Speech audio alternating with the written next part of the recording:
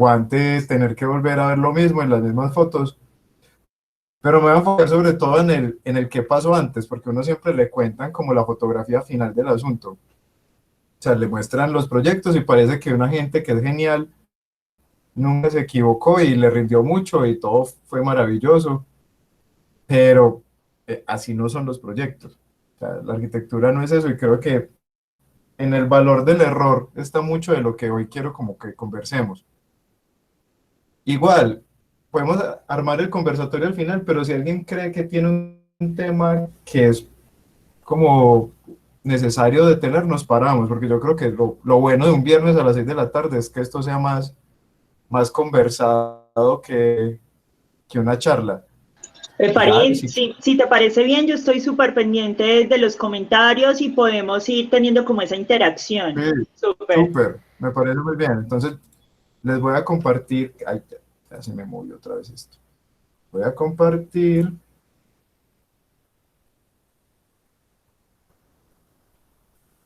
y tú me dices si ya estamos listos. Ah, sí, estamos listos. ¿Lo ves? Sí, muy bien. Listo. Entonces, pues bueno, como les decía, les voy a contar la experiencia sobre el proceso de diseño del parque educativo y después el proyecto como tal. Y como les estaba contando, pues esta fotografía, que es el primer día que dejaron entrar a los niños al edificio, es una fotografía que se ha vuelto como un poquito icónica para nosotros. Pero esto es el resultado al final de casi 2 años de trabajo. O sea, por eso les decía que más allá de mostrarle esta foto, lo importante es como narrar ese proceso por el que se llega a este instante. O sea, esta fotografía incluso no alcanzó a estar en los documentos que inicialmente mandamos a la Bienal, porque las fotos de la Bienal las tomé yo el último día que se cerraba el plazo de inscripción para poder mandar proyectos. Entonces esto pasó pues después. Por ahora vamos a hablar más de esto, de esos procesos donde las cosas se riegan, las maquetas se dañan, donde uno no está de acuerdo, donde las cosas no le gustan, ¿cierto? Es como lo que nos interesa un poquito más, como este reguero de tinto. Yo creo que la mayoría de los que se conectan pues serán estudiantes y creo que estarán muy identificados con esto, con el paquete de detrás, con este reguero y con tener pedazos por ahí de cosas como para armar un proyecto. Otra cosa muy importante es contarles que este que es el equipo de diseño de Vigía es Mauricio Valencia, Diana Herrera, que ya la conocieron, Lucas Serna y yo. Realmente nunca habíamos sido equipo de diseño y nunca más volvimos a ser equipo de diseño. O sea, nosotros nos armamos específicamente para este proyecto. Y, y tiene algo muy interesante porque es que en la universidad a uno le venden que solo hay un tipo de arquitecto, que es el arquitecto diseñador, pero eso es mentira, ¿cierto? Eso es mentira. Hay teóricos, hay críticos, hay historiadores, hay gente que se va y se vuelve artista, como Hugo Zapata, o como Peláez Papá. O sea, hay muchos artistas colombianos que realmente fueron arquitectos y después se cambiaron. Y en este caso, teníamos un equipo que era muy variado y lograba tener como una diversidad suficiente, porque el parque educativo está inscrito dentro de un plan más grande para intervenir vigía. Entonces, Mauricio Valencia era el secretario de Infraestructura de la Gobernación de Antioquia. Y Mauro tiene un papel fundamental, es que Mao consigue recursos adicionales para ciertas cosas porque se logra ampliar el alcance. Diana Herrera siempre ha tenido como un énfasis en el proyecto urbano y entonces a partir precisamente de esos intereses que ella ya tenía desde antes, se lograba como tener esa visión completa de conjunto de vigía, pensando en que no solo había que hacer un edificio, sino que había que hacer más cosas. Lucas, y queda muy bien en la navega entre los dos. Lucas se mueve entre proyecto urbano y proyecto arquitectónico y es capaz de hacer como ese enlace. Y yo soy un arquitecto más normal, a mí me gusta hacer edificios, siempre me he sentido muy cómodo haciendo edificios, pero por ejemplo la escala del urbano a mí se me escapa un poquito, me es difícil como comprenderla. Entonces yo creo que aquí teníamos una radiografía de un equipo muy peculiar, armado, armado sin darse cuenta un poco, y que logra tener como una intervención que impacta más allá de los límites del edificio. Y esta imagen también es importante, es porque Diana es de Bogotá y nosotros somos de Medellín, o sea, somos gente de las montañas, ¿cierto? Gente que vive en los Andes. Y entonces cuando surge este equipo, pues finalmente hay una diversidad de muchas cosas, pero tampoco hay una diversidad de topografías. Pues Bogotá es plana, pero tiene los cerros, Medellín es increíblemente quebrada e inclinada. Cuando empieza todo esto, nos pasan los lineamientos de diseño para los parques educativos de Antioquia, ¿cierto? Y nos dicen, bueno, ¿qué es un parque educativo? Y si leen las descripciones, son un poquito abiertas. Es una aula abierta para el encuentro ciudadano, es un nuevo símbolo, es una expresión de nuestros sueños. Pues, pero obviamente esa tipología nueva, parque educativo, no queda como muy clara en estas tres palabras, pero en estas tres imágenes. ¿Qué nos dicen? ¿Qué no es? No es un colegio, no es un parque biblioteca, no es una ciudad educativa y no es un parque o plaza exclusivamente. Entonces es raro, ¿no? O sea, te están encargando un proyecto que realmente la gente no sabe todavía qué es. O sea, ¿qué es un parque educativo? No sabemos. Y no sabemos nosotros y no sabe nuestro cliente, que es la gobernación. Y nos dicen qué hay dentro de un parque educativo, eso sí nos dicen claramente. Nos dicen que van a ser muchos parques educativos, que hay espacio público, que hay un espacio para los maestros, que hay un espacio que es Antioquia Digital para conexión y para clases virtuales, que es en lo que estamos viendo ahora, que hay un aula para apoyar los emprendimientos, que hay un espacio para apoyar programas de media técnica, que hay un espacio multifuncional, que hay un espacio para la identidad que debería cambiar en cada uno de los 80 parques educativos.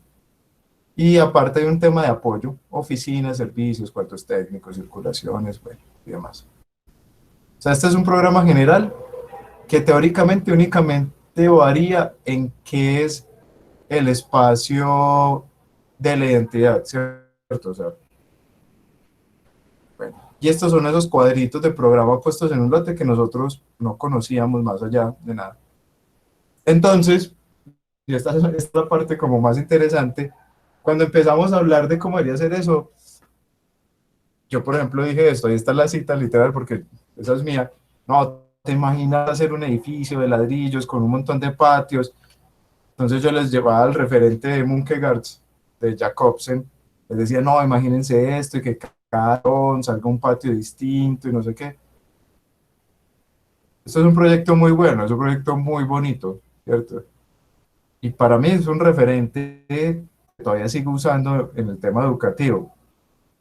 Pero bueno, esto es lo que yo me imaginaba. A mí me decían un proyecto y yo me imaginaba que pues Vigía del Fuerte es Antioquia.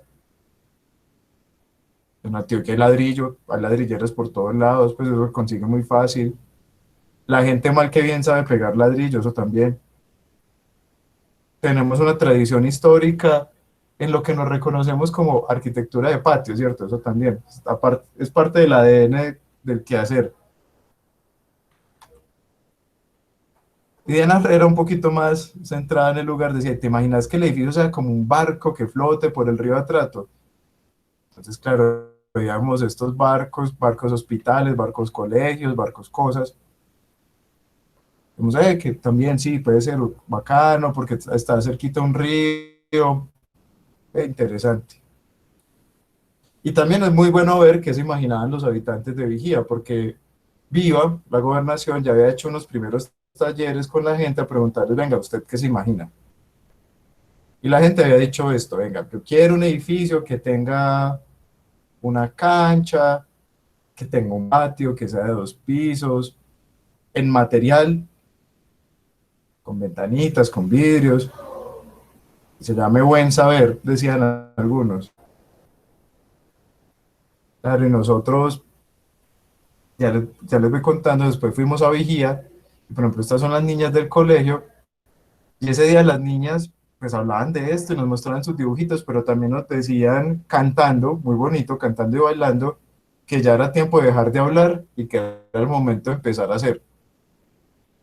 Entonces, imagínense, la primera vez que nosotros íbamos a Vigía no conocíamos eso, no sabíamos dónde quedaba, no sabíamos cómo era el clima, no sabíamos nada. Y las niñas ya nos estaban diciendo que llevábamos mucho rato hablando, que por favor hiciéramos. Entonces, una imagen de la libretica que cada uno tenía para hacer los dibujos, y después sí fuimos a Vigía. Yo no sé cuántos de ustedes lo conocen, creo que muy poquitos. Yo no lo conocía, no sabía ni siquiera que existía. Y este es el dibujo de qué es Vigía desde el aire. Vigía es la antigua pista de aterrizaje, unas 3 manzanas de ancho, unas tantas manzanas más de largo, el río Atrato y la selva, el Darién. Y estas son imágenes de vuelo llegando a Vigía. O sea, este es uno de los tantos ríos, este no es el Atrato, es un río más. Pero esto sí es Vigía. Y entonces estos tipos montañeros, acostumbrados a trabajar en pendiente, como todos estamos acostumbrados, a usar ladrillos y materiales y no sé qué fáciles de encontrar, pues llegamos a este lugar que es totalmente diferente. Esto es otra Antioquia. Esa otra Antioquia tiene otras tradiciones, otra topografía, otro modo de llegar, otro modo de hacer. Y aquí lo que toca es cambiar el chip y dejar de pensar en Medellín. Ese Medellín que muchos tenemos como metidos en las venas, pues uno siempre se imagina todo parecido a esta ciudad. Pues yo no sé si les pasa, pero cuando yo arranco a hacer un dibujo de lo que sea, dibujo montañas al fondo, siempre. Pues ¿por qué? Porque yo lo que he visto todavía son montañas. En cambio ellos lo que siempre han visto es selva. Y claro, otra vez, ¿cómo desmontar el chip y cómo cambiar esa imagen de lo que hay que hacer cuando te das cuenta que esta es la estación de gasolina del pueblo? Esta foto que toma Alejandro Arango, que fue el que tomó las fotografías finales del proyecto, es una foto muy bonita porque lo que nos está diciendo es, esto es otro lugar, esto es otra condición y usted se tiene que adaptar a esto, así como ellos se adaptaron, así como la estación de gasolina es un planchón que flota sobre el río. En esa primera visita pues nos llevan a conocer el colegio, ellos son los niños, los estudiantes de ese colegio. Ahorita volveremos allá. Esos son nuestros clientes fundamentales. La gente en Vigía fue muy inteligente, su arquitectura es una arquitectura llena de inteligencia. ¿Por qué? Porque el pueblo se inunda no una vez cada tanto, no, se inunda varios meses al año, todos los años. Y entonces la tradición de la arquitectura, pues se supo adaptar a eso, se supo volver parte del lugar y asumieron la inundación como un material más. Entonces sencillamente esta foto que es tomada en temporada seca, esto es importante, lo que nos muestra es cómo las calles se levantan del suelo, cómo la gente entra por pasarelas y cómo las casas, perdón, se elevan todavía un poquito más. Y cómo las casas todas son en madera y en materiales muy livianos. O sea, son como estas pasarelas principales y unos puentes que se van conectando como ese sistema. Datos importantes sobre vigía. Aquí lo pueden ver, por ejemplo. Solo 5 personas se gradúan de estudio superior cada año. Es gigante, hay 7.500 habitantes, el 50% prácticamente es menor de edad, la gran mayoría de la población es negra, pero hay una población importante indígena, mucha gente vive en la zona rural. Bueno, aquí no están, pensé que estaban esos datos. El desempleo es del 90%, el 100% de los edificios están deteriorados, edificios educativos e institucionales. Realmente hay muy poco trabajo, hay muy poco que hacer en general. Entonces, las cifras también son dramáticas. Y es una población muy joven que lo que uno está pensando es, ¿qué carajo se van a poner a hacer? Cuando esa gente empieza a crecer. Y entonces está también este dibujito, que lo que dice es eso precisamente, hay que entender un territorio diferente. Es un territorio que seco es así, pero inundado es así, que se inunda el 100%. Y que cuando pasó esto, hace muy poquito, había el primer año del gobierno Santos, como les decía, las casas se elevan 80 centímetros, pero en el primer año del gobierno Santos, el agua subió 1,50 m. Entonces ellos que venían bien preparados para la inundación, llegó esa inundación histórica y los desbordó. El agua subió el doble siempre. Y las casas quedaron totalmente bajo el agua y la gente lo que hacía era dormir como en camarotes dentro de sus casas. Entonces, bueno, ¿cuál va a ser ese entendimiento? ¿Cómo vamos a hacer? Y esas son fotos de ese proceso de inundación, ¿cierto? Esta, por ejemplo, es una foto en la zona que es más seca del pueblo, esto es cerquita de la alcaldía. Y así todo, pues vean lo que pasó. O sea, Vigía ya era agua, era físicamente agua. Y como obviamente esto es Colombia y no hay mediciones de nada, nuestro insumo para trabajar el tema de las mediciones era irnos con metro en mano a medir, a saber con esta huella que había dejado el agua a la inundación, cuánto había subido. Entonces ya nos estamos empezando como a aproximar a ese problema, ¿cierto? Como ya sabemos que esta vaina no va a ser de ladrillo. Que hacer un patio en una zona donde llueve 300 días al año tal vez no es la mejor idea. Entonces ya vamos entendiendo que no, pero creo que todavía falta mucho para entender que sí. Otra vez, esto es temporada seca. Así como lo ven en esta película de agua y todo esto, es temporada seca. El objetivo era lograr construir en la próxima temporada seca. Llegan esos primeros rayones del proyecto, las primeras aproximaciones, que ya estábamos intentando entender, y si leen por acá torcido, y dice controles de inundación, cuáles son las necesidades de la planta eléctrica, cuáles son los problemas de agua. Entonces nos dimos cuenta que no hay luz, no hay agua potable, obviamente no hay gas, pues no hay nada. Servicios públicos tenemos cero. Entonces por aquí es nuestra primerita propuesta de proyecto. ¿Cierto? Varias aproximaciones y le presentamos esto a Viva.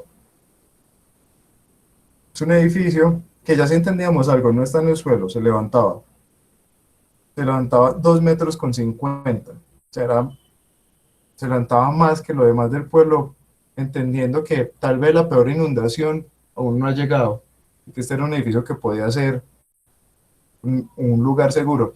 Pero si lo ven, hay ciertos problemas, hay muchos espacios sin cubrir, esto es una agua, estas caras se van a quedar expuestas a la lluvia, el edificio es muy grande, es muy alto, ¿cierto? Entonces, a nosotros no nos parecía y nos gustaba, pero sentíamos que algo no estaba bien, sentíamos que algo no funcionaba y seguimos trabajando. Entonces Mauro Valencia llegó y dijo, esto alguna vez, ese edificio parece un edificio, yo creo que nuestro edificio no debería parecer un edificio. Y le dijimos, Mauro, sinceramente Mauro, no te entendemos. Y él llegó y nos mostró este proyecto de OMA, de una biblioteca. Él decía, no, yo creo que la circulación es todo, y todo debería ser una rampa, porque obviamente aquí para llegar hasta el segundo nivel necesitamos una rampa, pues porque nadie va a poner un ascensor en un pueblo donde no hay energía eléctrica. Hacemos una rampa largota. Pero no, volvamos la rampa al proyecto. Entonces ves, sí, qué bacano, ta, ta, ta. Aquí soltó una idea que es bacana y que se volvió al final. Realmente el proyecto era una sola cubierta bajo la cual pueden estar juntos todos los habitantes de Villa Fuerte. Y el proyecto cambió otra vez y cambió un montón. Como, no, nada, ya entendimos, llueve mucho, hagamos un techo muy grande. Ahí medio habíamos entendido, pero todavía faltaba. Y la circulación se volvió un poquito más expresiva y empezó a adquirir otros matices y el edificio seguía siendo alto, seguía siendo elevado, seguía haciendo muchas cosas. No creo que sepan, pero Vigía del Fuerte tiene uno de los peores suelos de Colombia, cuya capacidad portante es cero. El suelo no puede con lo que le ponen encima, en esencia. Y entonces hacer un edificio pesado, alto, pues no es un error, es un imposible. Entonces nosotros aquí seguíamos tras ese imposible, ese edificio sote, y aparte se salía a la escala del pueblo, tenía varios problemas. Y aquí estamos haciendo maquetica, analizando la crisis, y lo ven. Entonces el proyecto se volvió una rampota, porque creíamos que en la rampa podían pasar cosas bacanas, no solo ser un espacio funcional. Entonces aquí estamos hablando, si lo ven, el proyecto A era el proyecto Manzanita, el B era el proyecto Perita. Y era que cómo le damos la vuelta a la rampa, que la rampa lo rodee todo, bla, bla, bla. Y eso se vuelve este esquema, si lo ven, la rampa como en el edificio de OMA, se vuelve lo que le da la vuelta a todo el proyecto, ¿cierto? Entonces habíamos logrado construir esa idea de la cubierta. Y ahora estábamos peleando, era cuál era la verdadera idea, porque parecía que era esa rampa. Y si lo ven, la maqueta es esta rampota, ¿cierto? Donde veíamos ensayos de cómo cubrir. Y eso alcanzó a hacer el edificio, eso alcanzó a hacer esto. Incluso el ingeniero estructural ya había empezado a calcular el edificio como tal, bajo esta estructura. Insisto, aquí hay un problema que nosotros no hemos visto claramente por estar enfocándonos en lo que no es, por estar peleando con la rampa. Aquí lo que no hemos visto es que en serio llueve mucho. Y llueve venteado, y hay mucha agua, y hay muchas cosas. Y aquí el proyecto sigue y sigue avanzando. Y llegamos a esta discusión, que es una buena discusión. Estos son, a ver, contémosla, 1, 2, 3, 4, 5, 6, 7, 8, 9, 10, 11, 12, 13, 14, y faltan, porque no les quise poner todas, versiones de techos. Entonces aquí en algún momento logramos ser más inteligentes de lo que veníamos haciendo y nos preguntamos, venga, ¿cómo debería ser un techo allá? ¿Cierto? Realmente la gran pregunta es, ¿cómo es un techo en Vigía? Y entonces lo que decidimos es que cualquier vencedor de cubierta que se nos ocurriera, la íbamos a ensayar. O sea, que no íbamos a decir no sin ver la primera en el proyecto.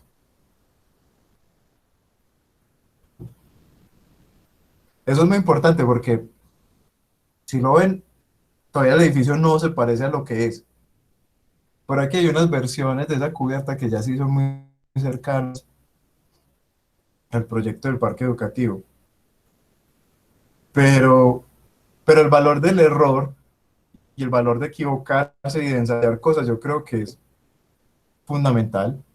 O sea, todas las ensayamos porque queríamos saber cómo eran todas. Si ven, vean este dibujito. Y ese dibujito está por acá, es una de estas versiones, es esta. Pero eso no era.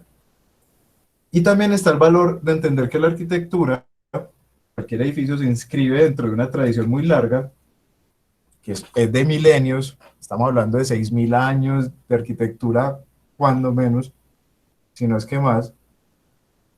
Y nosotros nos fijamos en referentes como todos ustedes y no nos dan pena como mostrar cuáles son nuestros referentes. Incluso esta revista, que casualmente llegó por esos días, tenía dos referentes que nos pusieron en una larga discusión. Por un lado estaba Vitra House, esas cubiertas, esas casitas arquetípicas, ¿cierto? Como la que dibuja un niño, que se van apilando, que no tiene alero, no tiene nada, es la misma casa, la misma superficie dando otra vuelta y define ese volumen como de casita. Pero los mismos Herzog y Meuron tenían el Museo Parrish. Y el Museo Parrish parecía más un granero que cualquier otra cosa, ¿cierto? Aquí, como que el destino, si creen en él, yo no, pero igual, para el discurso está bien, el destino se alineó e hizo que a los proyectos les recortaran presupuesto. Y usualmente eso es horrible, ¿cierto? Pues, ay, güey, pucha, yo ya llevo, el proyecto era un colegio, 4 meses, lo ampliaron otro mes más, 5. Nosotros ya llevábamos 3 meses y medio. Cuando nos dieron, hay menos plata, a todos, pues a todos los parques educativos les dieron hay menos plata. Y entonces hay que hacer el edificio más pequeño. Nosotros decimos, pues pucha, bueno, como dirían ustedes, qué susto vamos a hacer, qué susto, pues cómo vamos a arreglar esto. Veníamos trabajando, bueno, ta, ta, ta, ta. Y entonces ese corte en el presupuesto finalmente se volvió la oportunidad para parar un segundito, ver estos referentes y decir, bueno, venga, en serio, ¿en qué nos estamos equivocando? Y esa discusión y esos temas y ese tiempo nos puso en esto, en definir objetivamente, sin hablar de la forma, cuáles deberían ser las reglas para tener un techo en Vigía, que es la región más lluviosa del mundo. La primera regla que nos pusimos, todo debe estar cubierto. Lo segundo, todas las cubiertas deben ser inclinadas. ¿Por qué? Porque llueve mucho, porque hay poquito mantenimiento, ¿cierto? Después, las cubiertas deben tener altas pendientes, o sea, no podemos dar el papayazo de que la cubierta tenga poquita velocidad y entonces se sature y empiece a caer agua dentro del edificio. Otra regla que nos pusimos, las cubiertas deben recoger el agua para consumo interno del parque. ¿Por qué? Porque no hay acueducto, no hay agua potable, no hay nada, pues aprovechemos que hay mucha agua en el techo, recojámosla. Y la quinta regla fue, los aleros deben ser generosos para proteger al proyecto de las lluvias y los vientos. Ya, aquí sí supimos algo. Entonces, esta diapositiva fue la diapositiva donde dijimos, peleando mucho, que debería ser un techo allá. Y el proyecto otra vez cambió. ¿Cierto? Otra vez está cambiando, pero todavía no había perdido ese tamaño. ¿Cierto? Aquí apenas nos está llegando la noticia. Y es esta. Hemos revisado el programa de los parques educativos y la experiencia y creemos que es necesario recortar el programa para hacerlos un poco más pequeños. Bueno, esto no, pero esto sí. Pues pucha, ¿ya qué vamos a hacer? Otra vez dibuje, dibuje, dibuje. Y también pasó esto, nosotros íbamos a vigía, más o menos continua, en vigía, un momento en que las conversaciones entre el gobierno Santos y las FARC estuvieron muy cerca de romperse. Y entonces las FARC dieron la orden como de reactivar a los frentes y los frentes que estaban cerquita del pueblo atacaron una avioneta y la quemaron. Yo no les he contado todavía, pero a Vigía solo se llega de dos maneras, por río, desde Turbo o desde Quibdó, o por avión. No hay otra manera, no hay carreteras. Eso era un peligro. Y entonces revisar referentes, claro, y obviamente está el referente universal, Herzog M. Euron, pues, premios Pritzker, pero también están los mejores referentes del lugar, que es la vivienda indígena y la vivienda afro. Y si lo ven, pues los indígenas y los afros ya nos estaban diciendo cosas, ¿no? Pendientes inclinadas, espacios que son afuera, pero están bajo techo, levantarse del suelo, materiales frescos, ventilación continua, aleros. Ah, aquí lo estamos viendo. Ellos sí saben cómo hacer un edificio en vigía, pero nosotros decidimos que había que aprender de ellos. Y también, otra vez, y uno saca la mirada y también dice, venga, Glen Murcutt nos sirve un montón. Edificios fáciles de construir, replicables, ampliables, con temas técnicos totalmente resueltos, bien dispuestos en el paisaje, bien orientados. Ya, lo universal y lo local tenía que estar. ¿Cierto? Aquí está otra vez el Parrish, un edificio que es muy bello y que casualmente también surge de un recorte de presupuesto que le hicieron a ese museo, que antes eran como unas cajitas desordenadas como esas que se pusieron de moda, y como les quitaron plata, pues ellos inteligentemente hicieron un proyecto más sencillo, pero más bello a mi entender. Y también está el referente de MIS, porque MIS en el SIGRAM, no sé si han visto, leído más bien el libro de conversaciones con MIS, a MIS en el libro le preguntan, MIS, ¿y por qué el SIGRAM tiene solo dos ventanas, dos tipos de ventanas? y se lo estaban preguntando un poquito de mala leche para decirle, pues qué aburridor usted, que hizo un edificio con dos tipos de ventana, y me dijo, no, pudo haber sido una, pero yo sí que eran dos. Y lo que nos quería decir también un poquito a mí será ahí con estos detalles, estas cosas, si usted es capaz de hacer bien este detalle, esta esquina y todo esto, y alguien lo aprende a hacer una vez, es capaz de replicarlo, es capaz de hacerlo bien más veces. El edificio puede quedar mejor porque el detalle se depura, se define mejor, se pule. El que lo va a construir sabe hacerlo. Nosotros decimos, claro, es que en vigía hay que simplificar. O sea, hay que estandarizar, hay que llevarlo todo como a ese punto en que la gente que va, gente que apenas se ha construido un edificio en la vida, porque esto no es solo mano de obra no calificada, sino mano de obra sin experiencia, va a construir un edificio. Entonces, si logran hacer bien la primera ventana, van a hacerlas todas. Y esto ya es el dibujito, este dibujo sí es el proyecto que le mandé yo al equipo, pues a todos. Este dibujo es mío, viviendo de todo lo que hemos conversado en conjunto. Yo estaba tirado en una hamaca, había visto una marranera, porque estaba en una finca de paseo con mi exnovia, pues. Y entonces yo vi esa marranera, que era un techo muy grande, un edificio muy largo, y yo dije, pues sí, definitivamente, ese edificio es lo que hay que hacer, un edificio que es muy básico, muy sencillo, fácil de hacer, fácil de operar, fácil de construir, pero apropiado. De aquí sí ya, este es el proyecto. ¿Cuál es el proyecto? Son dos casas de vigía que se unen y que se elevan del agua y que recogen agua y que tienen este movimiento, este desplazamiento que nos permite generar dos tipos de acceso, uno más grande hacia la pista, la antigua pista que les mostré en la foto de aterrizaje, que se vuelve, dentro del plan, el PMI del pueblo, se había considerado que ese era el gran espacio público que se iba a desarrollar. Entonces decíamos, listo, si ese es el gran espacio público, hagamos algo más significativo allá. Y hacia el otro costado, que es una de las pasarelas de madera, decíamos, hagamos algo más acotado, más chiquitico. Un espacio que nosotros decíamos que se puede volver como el lugar donde las señoras del pueblo vinieran a hablar y a sentarse un rato. Y esto ya es la maqueta del proyecto, esto se mandó incluso a Vigía.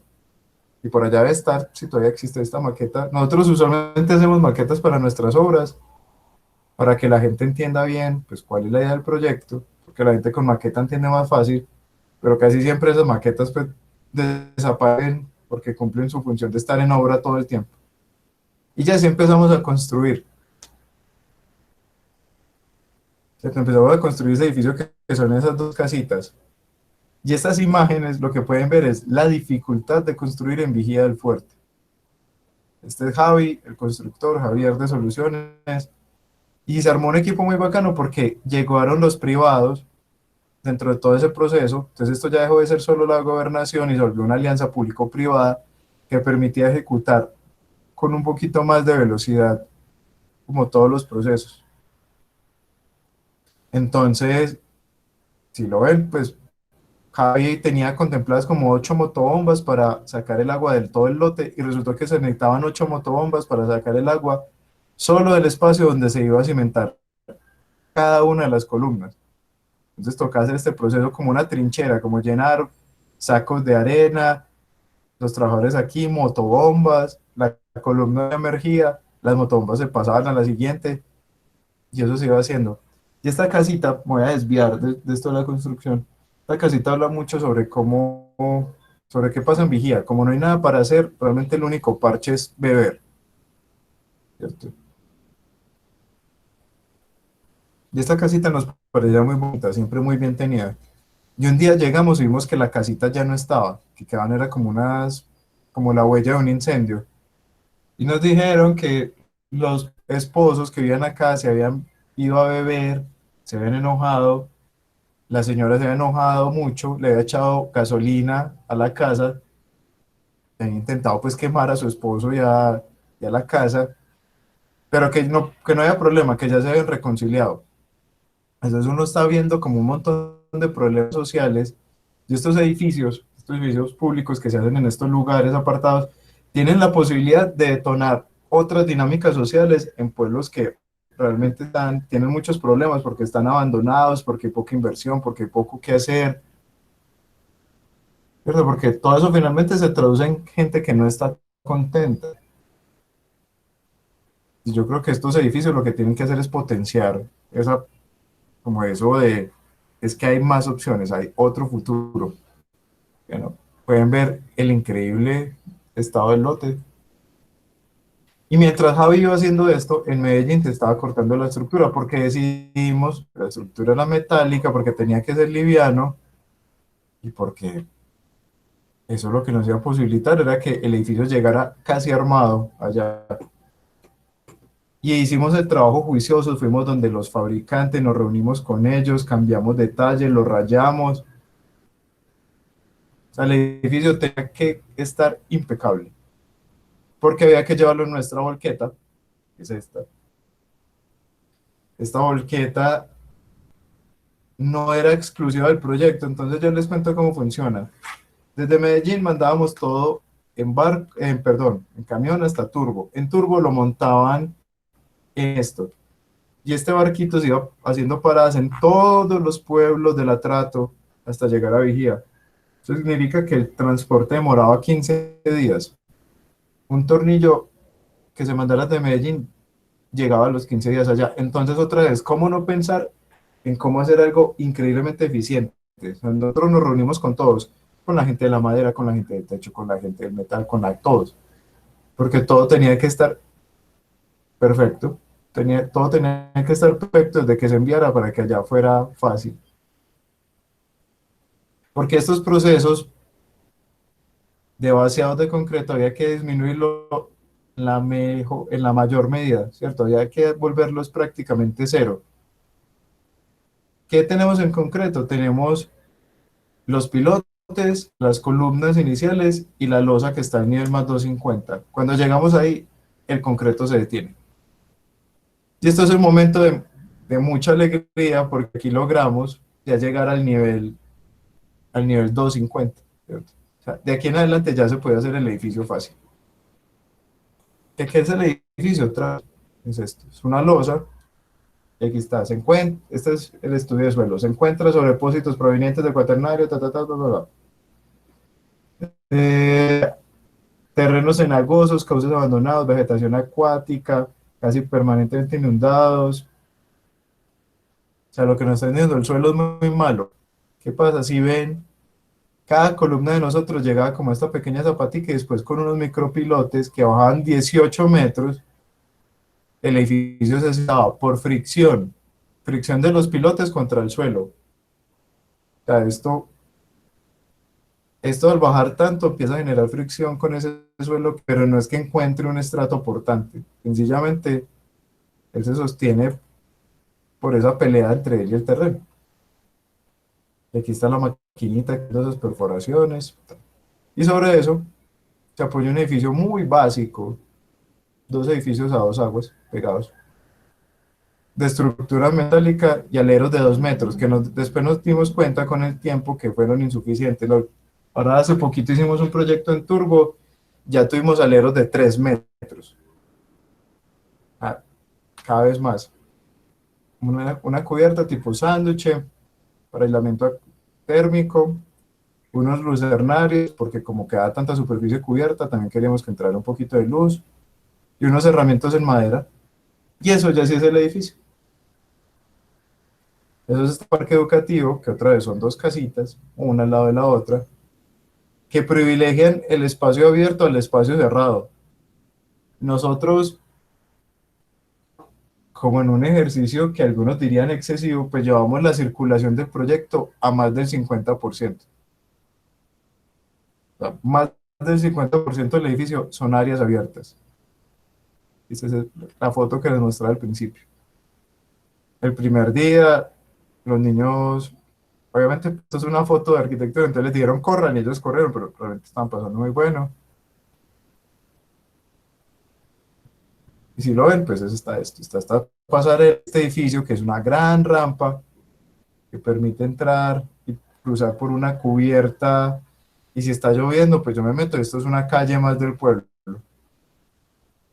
Generábamos este patio, el patio del sabedor, como en Vigía no hay plazas, el pueblo no tiene una plaza, también nosotros con la excusa del parque educativo generamos una plaza de 12 por 22 metros, o sea, es un espacio generoso, porque estamos hablando de un edificio de 1000 metros, ya solo en la plaza se nos fueron 200 metros cuadrados, un poquito más. Y en este espacio consideramos que se podían hacer un montón de actividades culturales. Este es uno de los salones, aquí no hay ni una luz prendida, si las ven están apagadas, no hay ventiladores.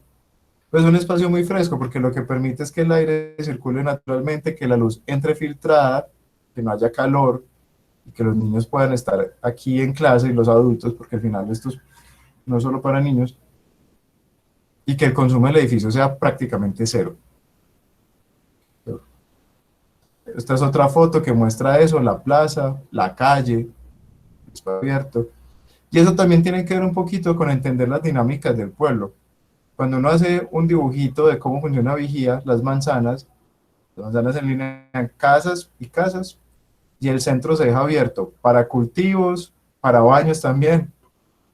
O sea, el centro se libera. Y nosotros lo que hacemos es que precisamente nuestra plaza coincide con ese centro liberado de las demás manzanas.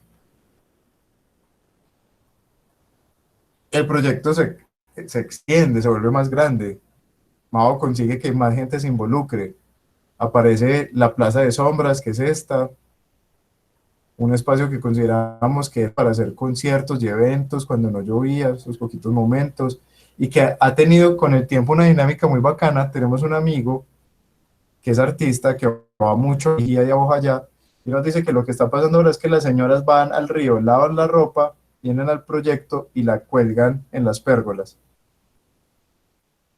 También se consiguió que Indeportes, con la gestión de Mao, invirtiera en esta pista de atletismo, hiciera la cancha, llegaran unos gimnasios de estos de cielo abierto. O sea, pasaron muchas cosas bacanas. Nosotros otra vez, desconociendo la eficiencia aquí, porque aquí la eficiencia es hacer una rampa de 1,40 m, nosotros hicimos una rampa de 12 metros de ancho, pero es porque pensábamos que este edificio era el único edificio que se iba a hacer en mucho rato y que había que empujarlo todo hasta el límite. Decíamos, este edificio con su rampa de 12 metros se convierte en un teatro y la gente se para en el escenario que construimos en el parque y se sienta acá. Y entonces este espacio todo es un gran teatro que se comunica. Y esto ya son fotos del edificio en uso, ¿cierto? Estos son los primeros días del edificio en uso. Pasando un montón de cosas, ¿cierto? Este era el día de la inauguración, estas dos, pero estas dos de abajo no. Esto era un festival, unas proyecciones de cine que se hacían en la noche. Claro, pues para nosotros era muy normal ir al cine cuando nos dé la gana, pues ya no, coronavirus nos cambió todo, pero para la gente vigía significaba la oportunidad del esparcimiento, de tener algo para hacer, de tener este evento donde se proyectaban películas y todos podíamos ir a hacer algo en las noches de un pueblo que usualmente por la noche no tiene luz. Y se hacían conciertos, y se hacían eventos, y se hacían bailes, y esas grandes circulaciones del edificio, cada crujía tiene 12 metros de ancho, 6 se dejan libres, 6 se ocupan con programa. Esas calles, por ejemplo, se vuelven los espacios donde las personas pueden ir a practicar y esas cosas.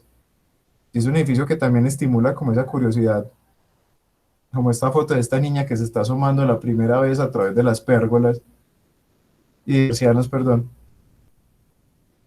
que si lo ven es una persiana totalmente estandarizada, una madera de fábrica, donde la gente va a conectarse a internet, como este personaje, donde la gente va a tener clases, donde los indígenas de la comunidad en Vera, que van al colegio en Vera, que hizo Plan B, como parte de esta gran intervención, aprovechan el espacio público y lo usan para el esparcimiento, y la gente escribe cosas como cuidemos el parque. Yo me acuerdo que cuando Cuando pintaron esta banca, a mí me llamaron muy preocupados de la gobernación diciendo, no, están pintando las bancas, fue pucha, se las van a tirar. Y yo vi el letrero y dije, no, no, tranquilos, pues no, está bien. O sea, la gente está bien que manifieste que quiere ese lugar. ¿Ya? Eso no es un problema. Donde incluso hay clases de los edificios educativos de allá que las profes preferían venir a dar la clase aquí porque esto es fresco, cómodo y tranquilo. Y donde veíamos, por ejemplo, que la gente cuando iba a dibujar el parque educativo, lo dibujaba bien. O sea, entendían cómo funcionaba. Este edificio mitad lleno, mitad vacío, que lo que permite es que pasen cosas. Esos más detalles. Si lo ven, todos estandarizados. O sea, nosotros no mandamos a cortar nada del tamaño que queríamos. Fuimos donde los fabricantes de la madera, les dijimos de cuánto eran los tablones que tenían, les preguntamos, y nos contaron, y así, tal cual se hizo. Y donde hay una mezcla extraña, ¿cierto? Porque esto es como tradición, como esas tradiciones que van mutando. Entonces, el edificio lo que intenta también es volver a decir a la gente, venga, que usted sí sabía hacer las cosas. Porque este que es el colegio existente, es un colegio hecho bajo la lógica del edificio de material que se apoya sobre el suelo, pero obviamente la humedad se lo come y este edificio hay que pintarlo continuamente. Y entonces, pues esas ideas del progreso que se imponen también son muy difíciles. A ellos les imponían esta cosa y ellos imaginaban eso. Entonces, el tema de la madera fue una pelea terrible. Por ejemplo, para que la gente no sintiera que les estaban haciendo un edificio pobre, porque ellos asumen madera como algo pobre, sino que les estamos diciendo es que sus tradiciones son inteligentes, son las tradiciones adecuadas para el lugar. Y finalmente, el edificio, la gente le puso el nombre, un nombre muy bonito porque llama ancestrales, y después reconocían que parte de esos saberes ancestrales es el uso de la madera. Aquí lo ven, seguíamos como terminando cosas, este gran eje, se dejaron más insumos, por ejemplo, se dejó este mapa que se sacó a partir del lanzamiento topográfico que se hizo de todo el pueblo, diciendo cuáles eran las zonas más inundables y las zonas menos inundables. Lo menos es lo azul, lo más es lo rojo. Pero entonces diciéndole a la gente, bueno, estas son las mejores zonas para que usted construya. O sea, finalmente el proyecto dejó varias cosas, esos mapas, estos espacios públicos, esos edificios, la posibilidad de hacer más cosas. También un edificio que finalmente lo que hace es que se integra como el día a día. Este es este espacio que les decía, bajo techo, las señoras pueden venir acá a conversar un ratico y a decir, a hacer cosas. Un edificio que dentro del paisaje del pueblo incluso se va como perdiendo. Que tiene un lado más monumental que es la rampa, pero también tiene un lado como más doméstico que es este, que se va como desapareciendo. Desde la inauguración y finalmente toda la comunidad en Vera conociendo el edificio el primer día. Y ya. Y esto era como eso que tenía que contarles, que finalmente es más importante el proceso que cualquier otra cosa. Pues el edificio de pronto ya lo conocen y seguramente Diana aprovechó y lo mostró. Yo creo que esa posibilidad de equivocarse 4 meses de 5 fue fundamental para poder hacer el edificio que era como adecuado. Muy chévere, Farid. Muy interesante ese aspecto, como viste o como asumiste pues esta charla de mostrarnos todo el proceso. Yo creo que valiosísimo, sobre todo también para los estudiantes o para los que nos gusta el proceso, conocer los procesos. Valiosísimo también, algo importantísimo, esas estrategias que empezaron a entender para poder asumir el proceso de diseño y esas, digamos, equivocaciones o no, los llevó al resultado y los llevó a comprender ese, sí, cómo debían asumirlo. Cuando llegaron a esa diapositiva de cuáles eran las reglas de la cubierta, parecen sencillas, ¿no? Parece que uno las pudiera decir desde el principio, pero claro, si tú no explicas que vienes de una ciudad de montaña y te llevan a un ecosistema que sigue siendo Antioquia, pero es otro ecosistema completamente distinto, pues sí, son otras lógicas. Yo Sí, quisiera, tal vez, acá hay varios comentarios, Farid. Mira, el arquitecto Jorge Pérez, si quisieras de pronto abrir el micrófono y hacernos, como ampliarnos el comentario, de pronto estará en la sala.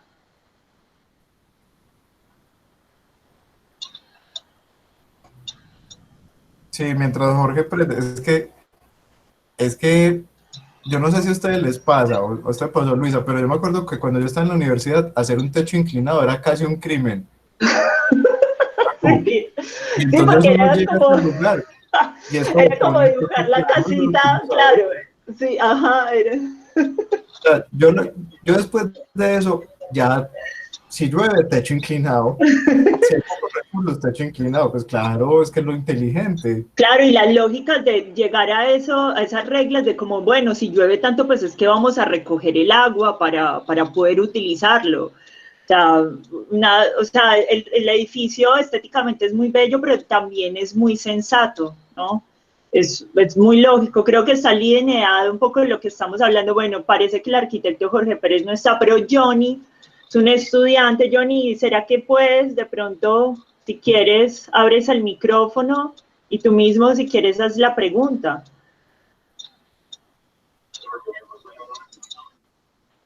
¿Qué más, Johnny? Buenas noches.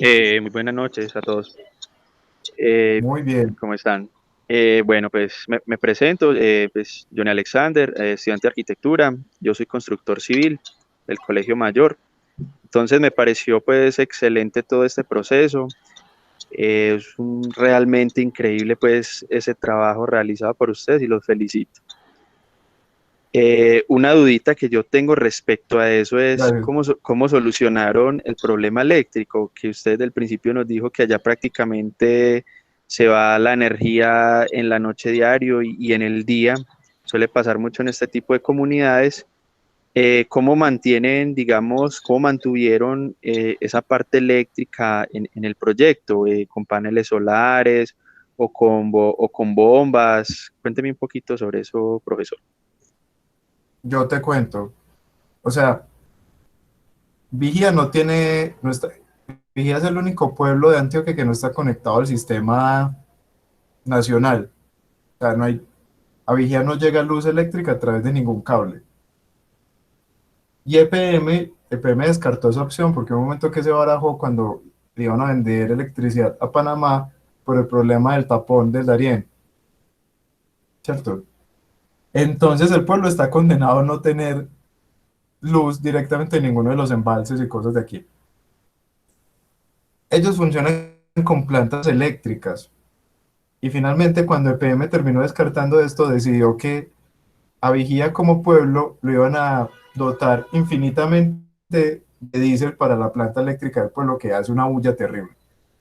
Nosotros barajamos varias opciones, nos reunimos con varias personas, pero como al final los tiempos políticos también influyen en esto, no podíamos, por ejemplo, tener como es turbinas de agua lenta, creo que se llama, que son unas turbinas que se meten al río, van girando y la turbina produce electricidad y de ahí se llevaría el proyecto.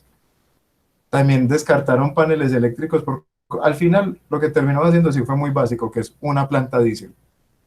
Lo que sí hicimos fue que durante el día el edificio consume cero.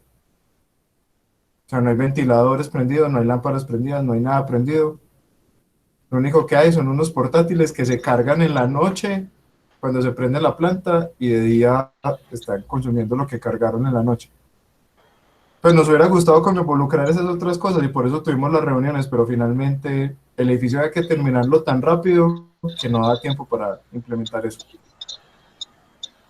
Ah, bueno, muchas gracias. Muchas Pues gracias, tristemente, o profesor. sea, uno quisiera la Sí, respuesta sí. de que sí se puede implementar No, pero es que esos básicamente sistemas. esa es la respuesta adecuada al lugar, o sea, no hay otra. Gracias, Johnny. A Bueno, usted, por aquí profesor. hay Hola. Por aquí hay otro comentario de Estefanía Martínez. Estefanía, ¿será que sigues conectada? Hola, por acá estoy. Hola, Estefanía. Buenas noches, ¿cómo están? Muy bien. Bueno, mira, lo mío era más un comentario, o sea, más que una duda. Es un comentario, es que me parece pues muy bonito cuando en los edificios se logra como esa simbiosis entre la ciudad y el proyecto. Es decir, o sea, cuando esos límites físicos como que se disuelven y pueden suceder un montón de actividades en los diferentes espacios. La imagen que nos mostrabas y nos contabas que los profesores decían dar la clase en lo que es como la rampa. Entonces también como incluso esas circulaciones son susceptibles a diferentes actividades, a estancias y no solo pues como un elemento de paso. Entonces me parece que lograr eso es bastante interesante y muy bonito. Es que lo que veamos nosotros, es que algo que no les conté, que es muy importante, es que usualmente uno tiene una interventoría de diseño, ¿cierto? O sea, alguien que te está revisando y te dice, no, te pasaste de área, ojo con esto. Pero como a esto había que hacerlo rápido, nosotros aprovechamos la oportunidad y lo inflamos, o sea, el edificio lo inflamos. Y como lo logramos inflar, dejamos esos espacios que vos decís, Estefanía, donde pasa lo no programado, que a nosotros nos gusta más. O sea, nosotros somos usualmente muy exagerados con el tema de las circulaciones, porque entendemos que en esos espacios donde no hay un señor dando una clase, pues algo como lo que estoy haciendo yo hoy, qué pena, sino que estamos todos conversando, es donde surge el conocimiento, en la discusión como colectiva y tranquila. Entonces, lo que intentamos fue potenciar esos lugares. Tanto que el edificio no le pusimos puertas. Después, tristemente, le tuvieron que poner puerta porque en las noches también se estaba volviendo el motel. Entonces pues, en la noche lo cierran. Pero la idea inicial era que, decíamos nosotros, el parque es la casa de todos, y a mi casa siempre me dejan entrar. Y sí, pues entraron también a follar. Entonces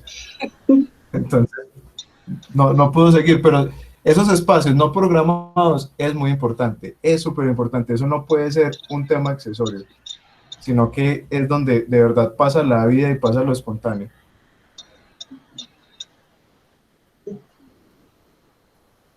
Bueno, muy bien.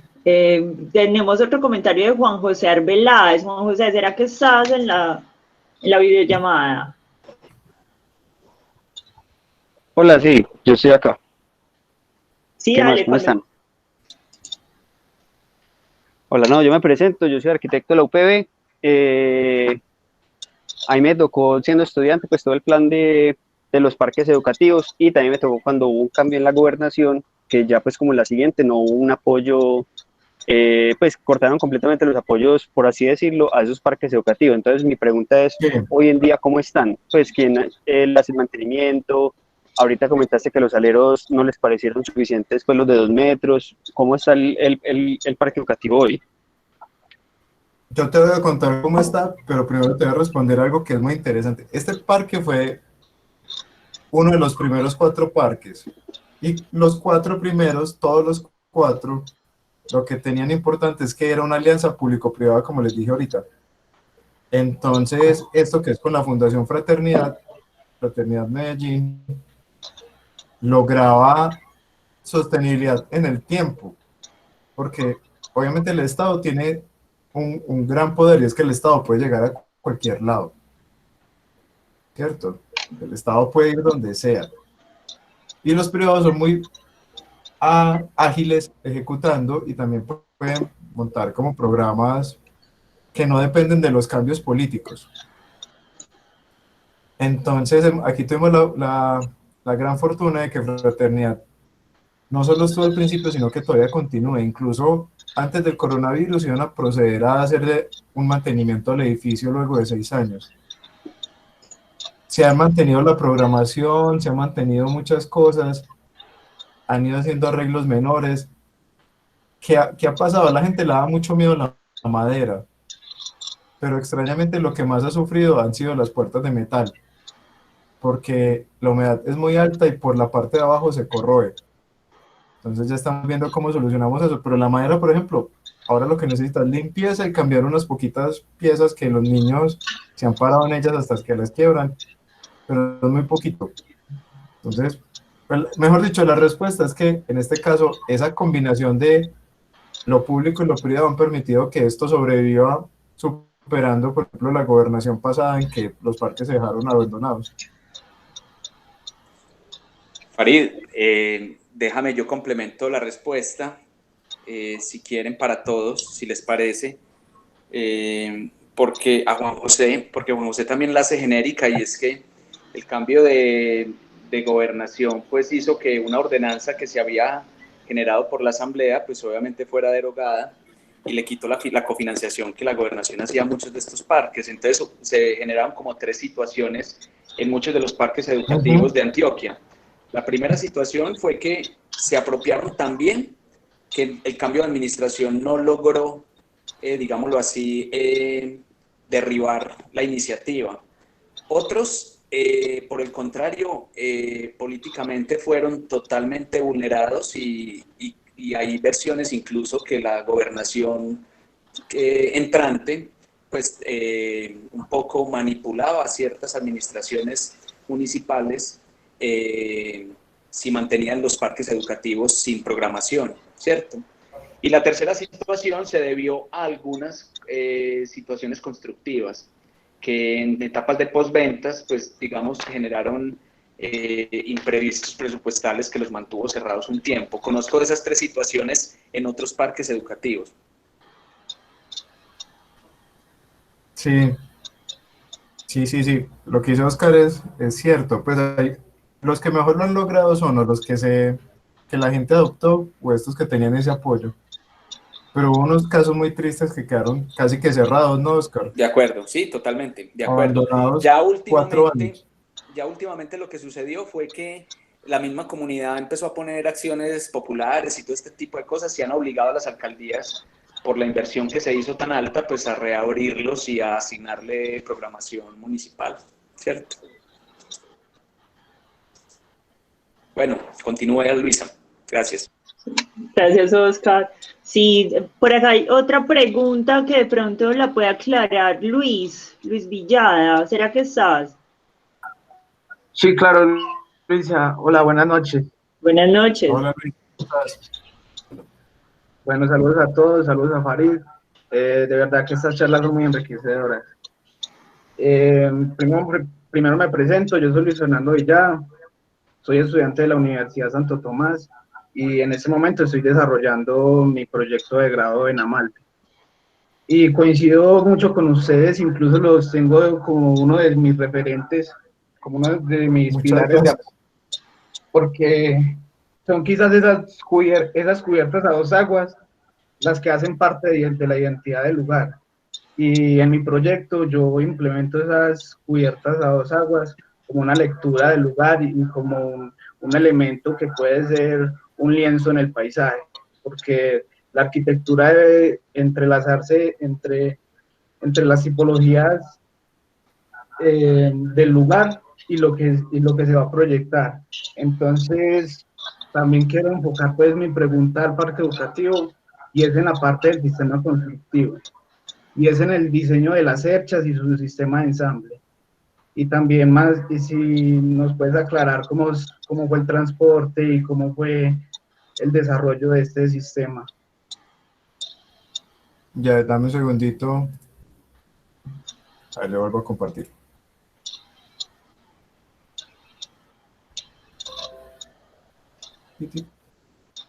¿Ya están viendo otra vez? Sí. Yo creo que esta foto aclara un poquito eso. Mira, cuando estábamos definiendo la estructura, el ingeniero nos pasó una cercha normal, ¿cierto? O sea, la cercha con el elemento acá abajo, que hacía esto, pues una cercha como las que uno siempre ve. ¿Qué le dijimos nosotros a él? Y yo creo que es muy importante porque la estructura no la pone el ingeniero. El ingeniero es uno de nuestros socios fundamentales, pero la estructura la diseñamos nosotros. Le dijimos, no nos gusta porque parte el espacio. nosotros lo que queremos es continuidad. Y le mostramos unos referentes donde se hacía esto precisamente. La cercha se eleva, ¿cierto? Aquí aparece este punto, pero el espacio se ve fluido. En esta foto también puedes ver acá que definido en llave con el ingeniero se quedó que todo era pernado. Aquí vamos a usar la cantidad menor de soldadura porque necesitábamos que todo llegara listo. Y si lo ves por aquí otra vez, se ven los pernos. Todo. O sea, todo lo que estábamos hablando siempre era de prefabricación. Y de la menor cantidad en obra de procesos de soldadura y procesos que implicara cortar o pegar cosas. Entonces la estructura se puso toda con él, incluso él nos había quitado columnas y nosotros las hicimos volver a poner. Porque nosotros decidíamos que las columnas lo que le hacían era que le daban como un ritmo al proyecto. Me vuelvo, si hay una foto de pronto, aquí se ve. O sea, por ejemplo, él había puesto 2 de estas. Nosotros le dijimos, no, las columnas son cada 3 metros. Siempre 3, 3, 3, 3, 3. Aquí se suspendía 12, 3, 3, 3, 3, 3. Porque nos interesaba que la estructura hablara del ritmo, o sea, ese era el lenguaje de nosotros. Incluso también pensábamos que en el futuro seguramente esta madera se iba a cambiar toda, porque con el tiempo pues la madera se va deteriorando, se iba a reemplazar por otra, y lo que siempre iba a permanecer era como esa estructura de soporte, y el edificio iba a ir mutando con el tiempo. Y en el transporte, pues creo que te habíamos mostrado esto, por aquí llegaba todo desarmado, llegaba hasta, a ver, llegaba hasta acá, como el puerto, y ahí a punta de personas, echándose vigas al hombro, los llevaban hasta el edificio, que es unas 4 o 5 cuadras caminando. O sea, era un proceso, la última parte, un proceso muy manual, pues esa parte de llevar hasta el proyecto los materiales, pero es porque no había otra cosa, es que en Vigía no hay carros, no hay nada, pues allá los procesos de transporte, todos esos procedimientos son manuales, son hombre, fuerza hombre. No sé si te respondo con eso. Sí, claro que sí, Farid, muchas gracias. No, no hay de qué, no hay de qué. Pena. Hola, mi nombre es Lady Zuluaga y quisiera hacer como una pregunta aquí ya que veo como el tema del Hola, ritmo. Lady. Yo te pregunto, ahorita cuando te preguntamos sobre la iluminación, si era con paneles solares, nos dijiste pues que era como por el tema del diésel. ¿Cómo es el impacto que tiene ambiental ese sistema? ¿El impacto ambiental qué, perdón? O sea, el impacto ambiental que tiene el tema del diésel y todo eso, como sobre la zona. ¿Sí tiene impacto? No, ¿Cuánto es? no, es poco, porque mira, es que nosotros pudimos haber hecho las cosas normal, pues el normal malentendido, y entonces el edificio consumiría mucha energía. Lo que intentamos es que consuma la menor. Entonces, esa planta diésel prácticamente no se prende, ¿cierto? Imagínate donde hubiéramos hecho como espacios cerrados, con aires acondicionados y demás. Entonces, obviamente ahí el impacto del edificio sería mucho más sobre el entorno. Igual, te digo, lastimosamente, para nosotros debió haber sido con paneles solares, pero no se pudieron implementar por los tiempos.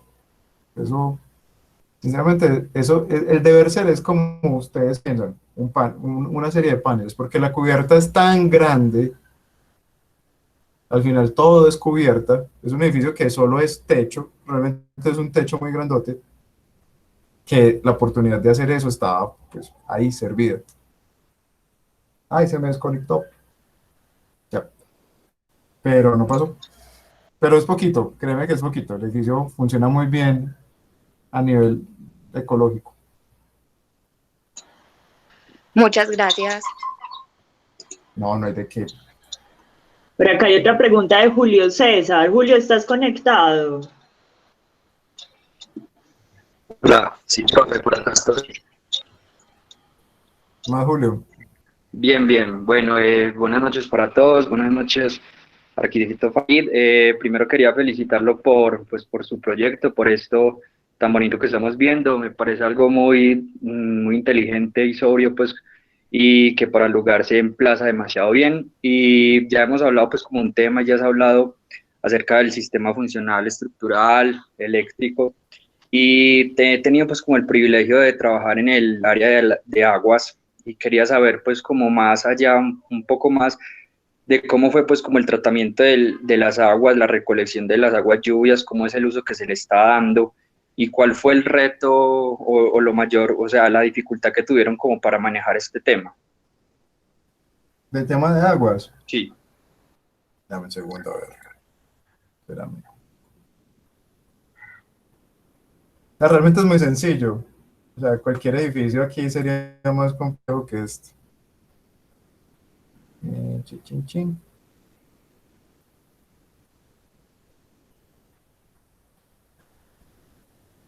Lo estás viendo, ¿cierto, Julio? Sí, arquitecto. Mira, finalmente con los diseñadores hidrosanitarios evaluamos qué tanta agua había que recoger, ¿cierto?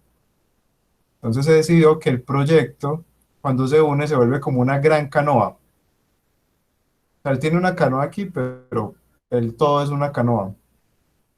Las aguas laterales de estas dos sencillamente van al suelo. Esta agua se recoge, se lleva a unos tanques, se le hace un tratamiento mínimo. Esto con una bomba que hay acá, que es otra cosa para lo que sirve la planta, se bombea y se lleva como un mezanine, que no está aquí en el dibujito. Y ese mezanine, el agua ya por grave baja y pone los baños a funcionar. Luego sale y se le hace otra vez un tratamiento pues en un pozo y ya nomás. ¿Qué tiene de particular esto en Vigía? Y es que como nosotros tenemos el nivel freático es positivo, ¿cierto? O sea, el nivel freático no es como en todos los edificios que es hacia abajo, sino que el nuestro es hacia arriba, entonces nada es enterrado.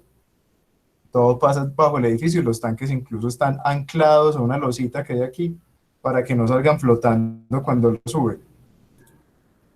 Pero lo que te digo es muy básico, es súper básico. O sea, hay algo que sí pasó que es más interesante, es que en Viva trabajaba, Santana de pronto se acuerda, Javier, pero no me acuerdo cuál es el apellido de Javier.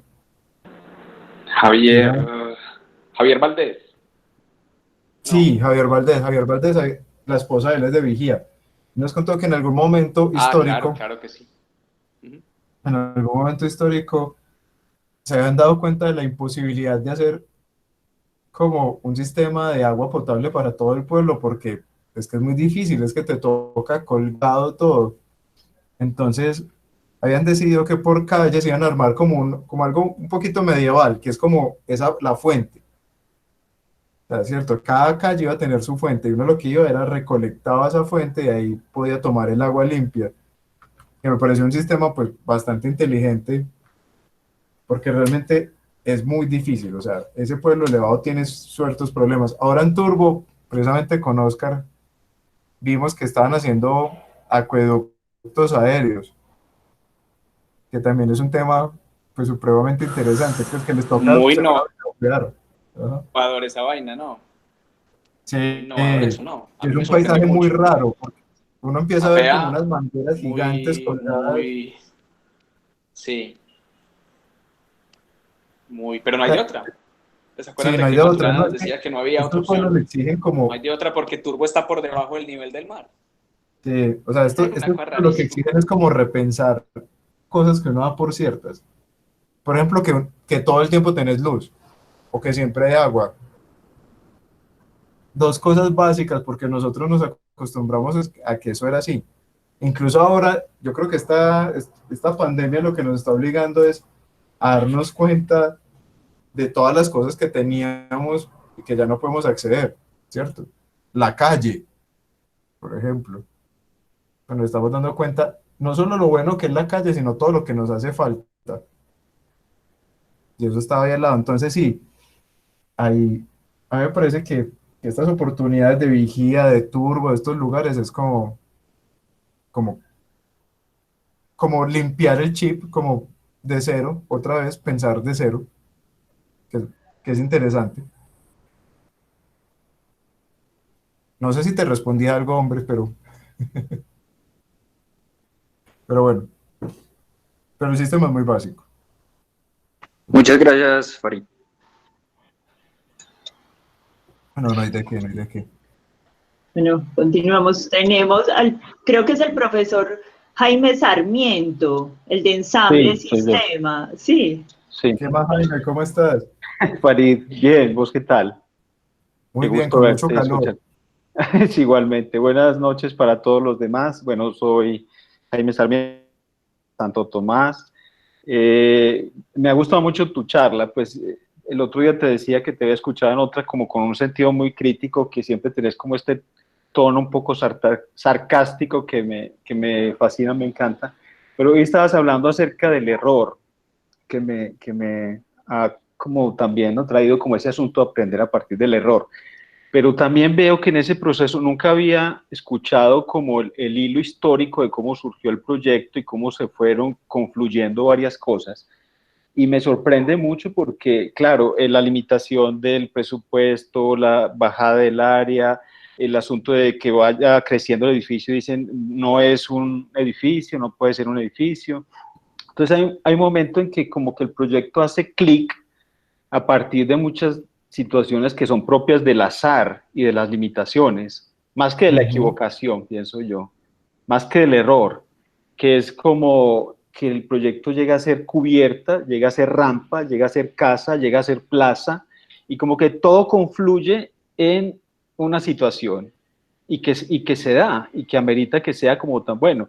Pues yo veo que es un proyecto que es muy culto porque tiene todas esas referencias a OMA, tiene esas referencias a Herzog y de Morón en ese museo, o las casas de Murco, pero también tiene una referencia a las propias casas del lugar, de la Marranera. Me pareció tan fantástico que contaras eso, pero es como la capacidad de observación, porque tiene que ver como con una cultura que se tiene, pero también como con una capacidad de observar lo que es cotidiano. Y lo que quisiera como hacer notar es esa confluencia, que más que por error yo pienso que es por el azar, por la decantación, por las limitaciones, que han sabido hacer como de este proyecto como una cosa excelente. Aprovecho para felicitar también a David y a Lucas que están por ahí, porque es un proyecto conjunto, que me ha encantado, pues esta manera de como de explicarlo en que el azar también ha obrado como para poder hacer esto que es tan optimizado. Y quisiera preguntarte qué dijo Rafael Moneo de él, porque Moneo era el jurado de la Bienal de Arquitectura, este proyecto es Premio Nacional de Arquitectura, y Moneo con ese ojo tan culto, yo no creo que de las personas más cultas en arquitectura hoy día en el mundo es Rafael Moneo. ¿Qué dijo cuando fue allá, cuando vio el edificio? Pues cuéntanos.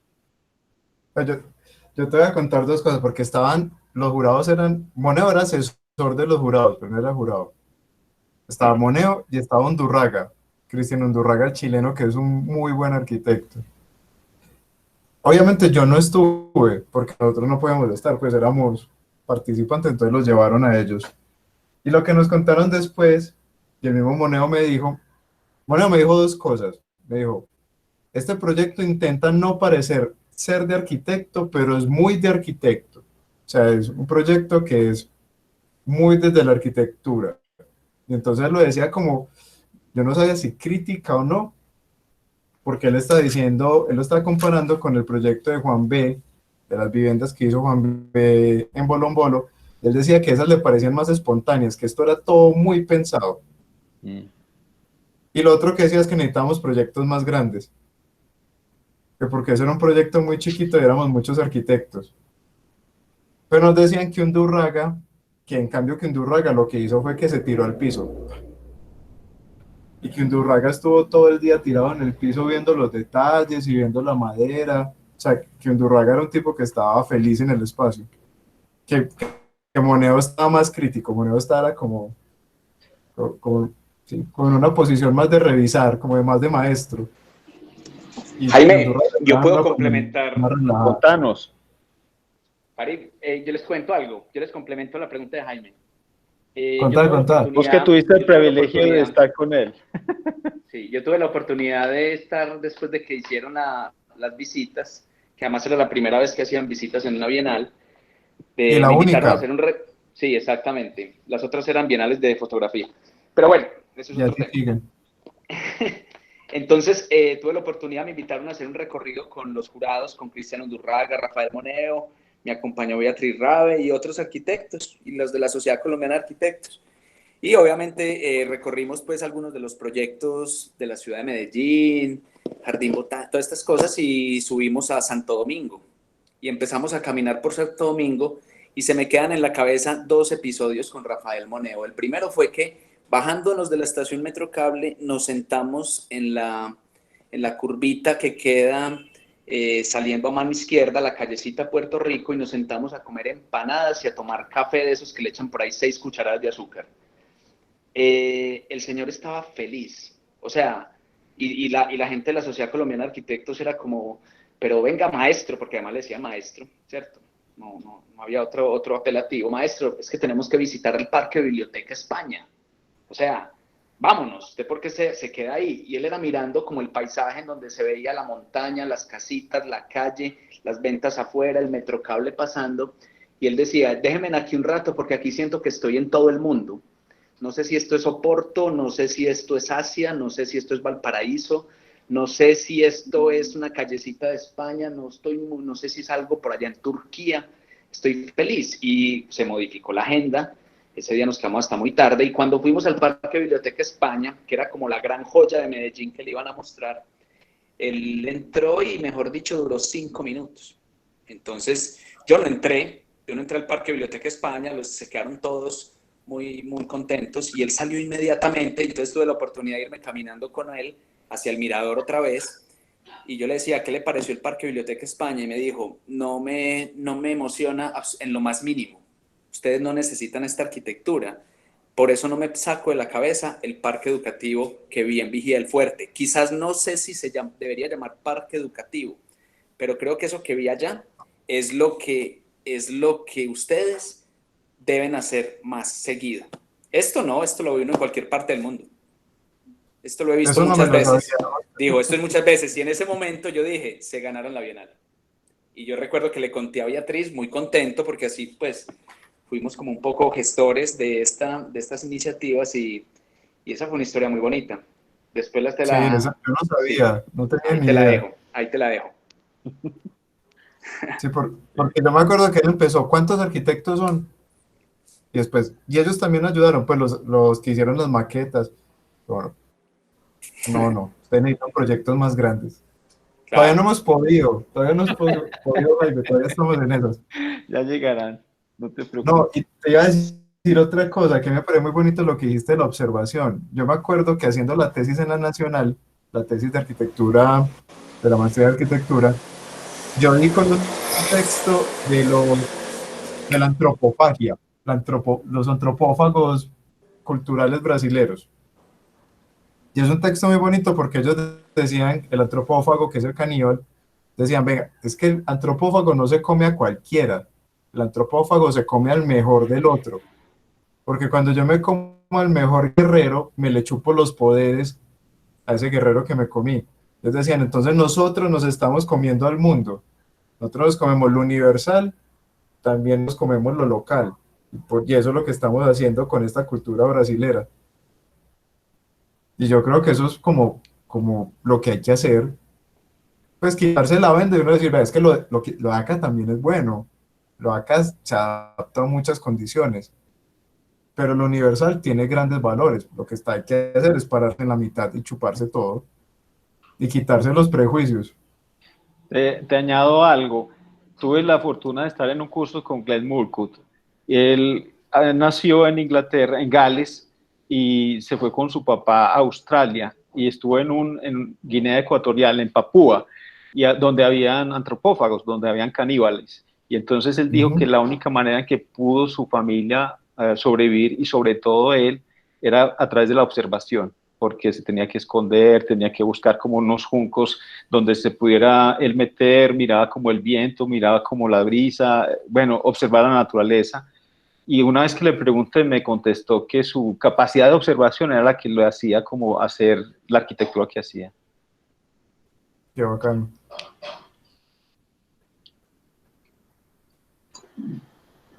Bien. Por acá tenemos un comentario del profe Adolfo. ¿El profe estará? Sí, estoy por aquí. No, profe. Hola, Es que hola Farid, hola a todos. ¿Qué más, Adolfo? ¿Cómo estás? Muy bien, realmente esta es tal vez la tercera vez que veo tu charla y esta vez, Sí, eso como te... las otras también, me he enriquecido e incluso algunas oportunidades que he estado de estar afuera y hablar un poco de arquitectura existente, de tradición, pues en contextos ajenos al nuestro colombiano, los he mostrado y ha sido pues un orgullo y una gran lección, esa capacidad de darle contemporaneidad a esos valores históricos, la tradición, el lugar, la gente, el clima. Ahora pues me acabas un poco tenía un comentario ahí sobre lo universal y lo local, y pues ustedes logran definitivamente esa simbiosis. Pero me queda una inquietud aparte de las que ya han nombrado los compañeros y antecesores, y es esas palabras tan bacanas, esos términos, eso de que cómo se imaginan el proyecto, pero cuando fueron al lugar un gran aporte. ¿Qué piensas ahora que vamos a hacer con estas limitaciones que tenemos de visitar lugares? ¿Qué metodologías debemos introducirnos? ¿Cómo observar? ¿Cómo oler el lugar? ¿Qué nos inventamos?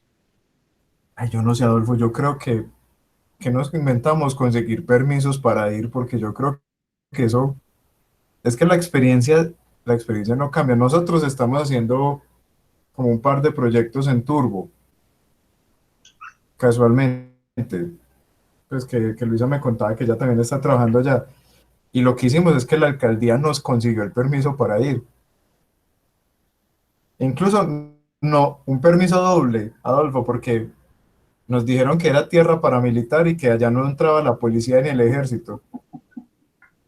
Entonces íbamos con el permiso de todo el mundo para hacer una escuelita. Pero yo creo que eso no se puede perder. O sea, yo creo que hay cosas que no reemplazan lo virtual. O sea,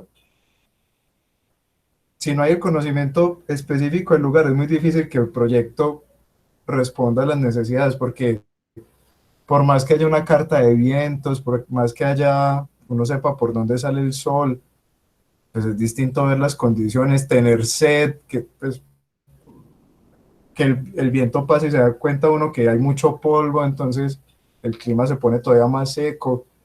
Yo no sé, eso está muy difícil. Pero lo que dice Oscar por ahí, pues que esas visitas, es muy triste que se pierdan, pero incluso yo creo que no se pueden perder.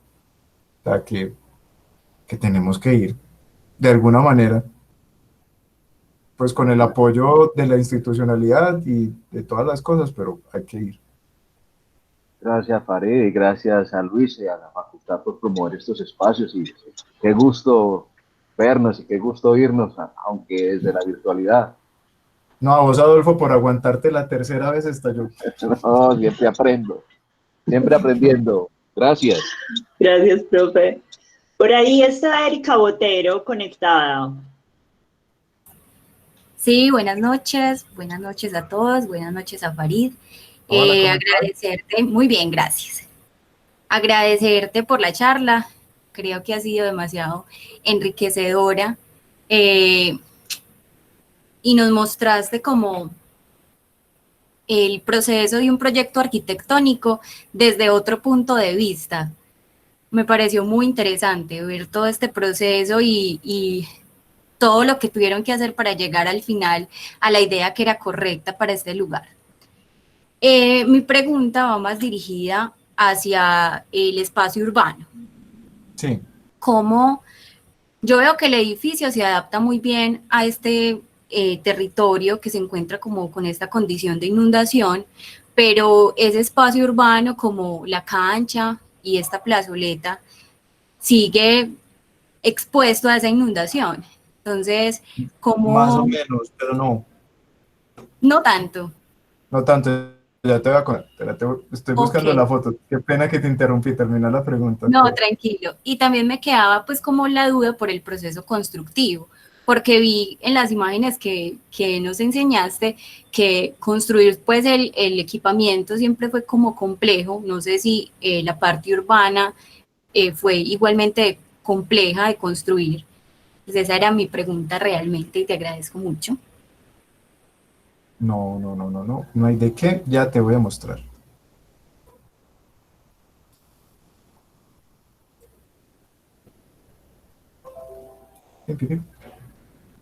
¿Estás viendo en este momento, Erika?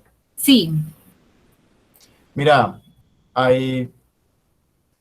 A ver, esta la deposito 84. Les conté 84. 100 diapositivos en 50 minutos. Rindió. A ver, ¿dónde es que está vigía? Aquí. Yo les contaba ahorita que esta es la antigua pista de aterrizaje, ¿cierto? Eso después lo movieron. Y ahora uno aterriza por acá. Y la pista quedó como el espacio disponible para hacer como una especie de Central Park de vigía, como un corredor donde van a pasar una serie de equipamientos. Contar con este dispositivo fue como una gran fortuna, porque eso no está a nivel de suelo. O sea, no sé si se alcanza a ver en alguna imagen, pero a ver, si este es el 0, ¿cierto? Esto está en el +1. Y entonces, eventualmente está más protegido de las inundaciones que las demás zonas del pueblo. Era la pista, Porque Farid, obviamente entonces estaba por encima, ¿de acuerdo? estaba por encima porque tuvieron Claro. que hacer un lleno y nivelarlo y compactarlo. O sea, el mejor terreno de vigía es la pista, la antigua pista. Igual, construir esto fue también muy complicado, pues pilotes y toda la cosa, pero era más fácil construir aquí que en el edificio. Porque, mira, por ejemplo, mirar aquí, mira el planito de las inundaciones. O sea, el azul es el mejor, pero el mejor, mejor, mejor es el morado. Y mira que precisamente es el de nosotros. O sea, el proyecto está aquí. Entonces ese es el mejor suelo. El mejor suelo en la mejor cota de vigía, que es la cota +1. Acostumbrados nosotros que somos de Medellín a la cota más 1800, no sé qué. No sé si con eso te respondo. Sí, muchísimas gracias. No hay de qué. También John Freddy. John Freddy, ¿estás conectado? Sí, profe, estoy por acá. Dale, Bueno, buenas cuando noches. quieras. Buenas Hola, John noches Freddy. a todos, hola, mucho gusto. Mi pregunta, pues llegué tarde a la conferencia, tarde como 30 minutos y pues alcancé a ver casi la mayoría del proyecto. Entonces yo soy un admirador mucho de la construcción básica, con elementos básicos y autóctonos pues como del lugar donde estamos. Veo pues que el sistema es una estructura metálica combinada con concreto y un cerramiento de la cubierta con otros sistemas pues que esos son casi que más elaborados, que es alucinen con poliuretano, creo que es poliestireno. Entonces mi pregunta va enfocada más esos elementos que no son fáciles de transformar en sitio, como el acero que hablabas ahorita de que fueron piezas elaboradas y enviadas. Entonces yo quisiera saber si la comunidad del lugar hizo parte de la mano de obra de la construcción de este edificio. Sí. Era eso. Realmente, nosotros de entrada partíamos, mejor dicho, nosotros no lo construimos, esto lo construyó una empresa que se llama Soluciones Constructivas, con la que nos hemos cruzado ya muchas veces. Muchos de nuestros proyectos los han hecho ellos. De entrada se partió con con la idea de que tenemos muy poquita mano de obra calificada en el lugar, porque no hay, pues en esencia no hay. Entonces, por eso les contaba ahorita que había dos procesos, uno de lo vaciado allá, que es muy poco, y otro era lo prefabricado en Medellín, que no es literalmente prefabricado, pero bueno, creo que está cerquita, que eran piezas que ya se enviaban cortadas, perforadas y listas para instalar. El mayor generador de empleo que tuvo Vigía del Fuerte durante ese año de que duró la construcción fue el parque educativo. O sea, ayer un poquito de trabajo y contratar 100 personas significaba impactar pues, positivamente en la vida de la gente. Igual, también se capacitaron, ya quedaron maestros de obra, pues hubo un proceso que a mí me parece que fue como bonito. Que en eso fue bonito, pero se partía en que había que hacer que todo fuera tan sencillo de construir que mientras la gente aprendía, el proyecto avanzara. Por eso les decía al principio que MIS para nosotros era un referente, porque si MIS usa un tipo de ventana, uno solo, nosotros éramos capaces también de hacer un edificio que tiene la puerta P1 y ya, la B1 y ya, y la celosía 1 y ya, ¿cierto? Y no hay más. Y la gente realmente lo aprendió a hacer muy bien.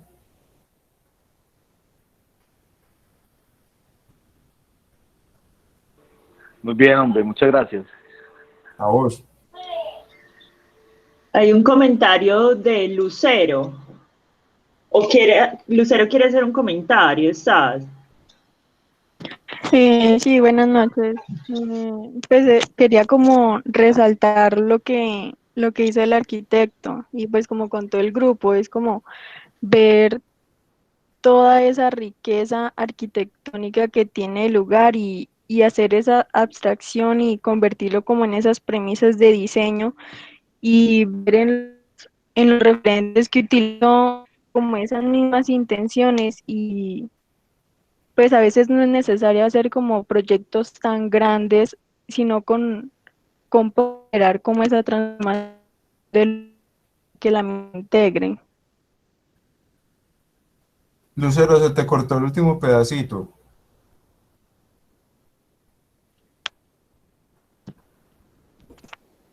¿Hasta dónde me escucharon? Que a veces no es necesario que los edificios sean tan grandes. Sí, pues como generar ese imparcial y que la gente se apropie de él mismo y puedan generar como también esa transformación de los espacios. Sí, incluso es una crítica, Lucero, que yo a veces le hago como a cómo se conciben o se concibían los talleres antes. Y era que si estabas en taller 1, pues hacías un edificio chiquito. Si estabas en taller 5, hacías un edificio que era 5 veces más grande el de taller 1 y el de décimo era gigante porque ya estabas en décimo. Y yo creo que el éxito y la complejidad de un edificio no tiene que ver con el tamaño, sino que un edificio pequeño puede ser absolutamente complejo, sin más. O sea, yo creo que se confundía como dificultad con tamaño, entonces eso no es. Yo estoy con vos, finalmente los edificios son para la gente, y si la gente se apropia de ellos y los usa, pues fue un éxito total. Y si la gente, por bien que haya quedado, no hace uso del edificio, es que no funcionó.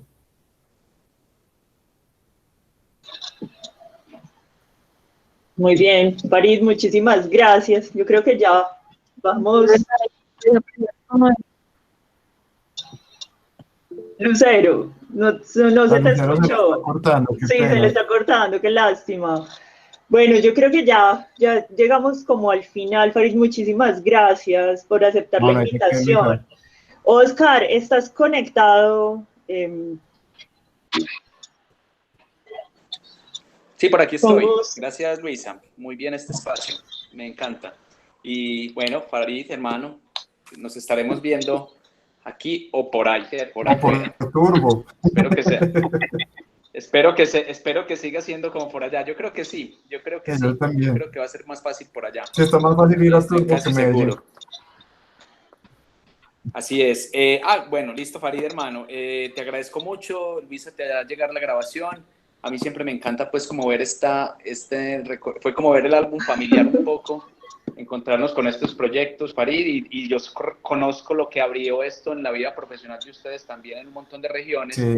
que recuerdo mucho en Pereira cuando dijiste que era como el lado B de tu oficina, de la oficina que ustedes tienen y que les llena más como el alma. Esto me pareció muy bonito, esta puerta de entrada a estas regiones y que sé que van a seguir sucediendo. Siempre invitados pues a la facultad, vos lo sabés, vos sos parte de ella también. Y quiero, Luisa, hablar también de estos espacios, o sea, me he obsesionado y todos los profes como en mantener esta agenda viva. Mañana hay una charla a las 10 de la mañana, Luisa, creo que estoy proyectando de Agra Arquitectos de Bogotá. El día miércoles nos va a acompañar Lautaro Ojeda para mostrarnos la experiencia. El día miércoles nos va a acompañar Lautaro Ojeda de Valparaíso para mostrarnos la experiencia de intervención. El 5 de junio tenemos nuestra entrega final de proyectos y la vamos a abrir también al público. Y bueno, y vienen también 4 invitados de lujo en nuestra maestría de estudios del territorio entre mayo y junio. Tenemos unos muy buenos invitados para esas entregas finales. En fin, la pandemia, si nos encierra, pues nos abrimos por otro lado. Entonces, Luisa, muchas gracias, Farid. Un abrazo, hermano, y mucho salud. Un abrazo, Santana. Luisa, muchas gracias por la invitación, muchas gracias a todos. Sí, muchas gracias por aceptarla. Adolfo, a todos. Bueno, y quiero saludar, gracias. Luisa, y quiero saludar a los estudiantes que estuvieron acá, a los profes, a las personas que vienen de otros lugares, que estuvieron por fuera, y vi muchos egresados, vi por ahí a Daniela, a Andrea, me alegra mucho tenerlos por acá en estos espacios, y que sea este un buen lugar para reencontrarnos. Entonces, enhorabuena. Chao, Luisa, un abrazo. Chao, gracias. Chao, Farid, gracias. Feliz noche a todos.